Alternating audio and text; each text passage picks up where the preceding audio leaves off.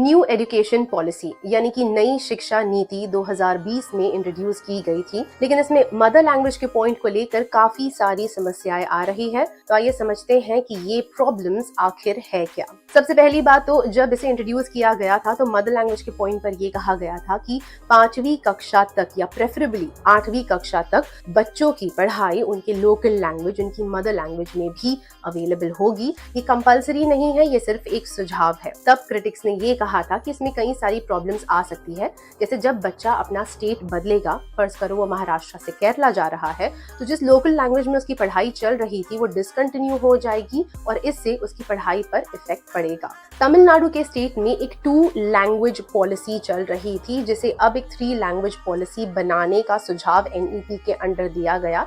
इस पर तमिलनाडु की गवर्नमेंट ने एक्यूजेशंस लगाए, ये कहते हुए कि उनके ऊपर लैंग्वेजेस इंपोज की जा रही है और वो नहीं ये इम्प्लीमेंटेशन कर रहे हैं, इसलिए उनके काफी सारे फंड्स को भी रोका गया है। डीएमके के एमपी कानिमोजी ने ये कहा है कि अब तक तमिलनाडु के बच्चे लैंग्वेजेस में तमिल, इंग्लिश और as a preferred language German पढ़ रहे थे, लेकिन अब उन्हें फोर्स किया जा रहा है कि वो संस्कृत पढ़े और ये बात सही नहीं है। उसके रिप्लाई में यूनियन मिनिस्टर धर्मेंद्र प्रधान ने ये कहा है कि एक 3 लैंग्वेज पॉलिसी है, जहां पर बच्चा अपनी स्टेट की लैंग्वेज पढ़ेगा तो वो तमिल पढ़ेगा, इंग्लिश पढ़ेगा and as the 3rd language वो कोई भी इंडियन लैंग्वेज को ऑप्ट कर सकता है। जरूरी नहीं है कि वो सिर्फ हिंदी या संस्कृत पढ़े।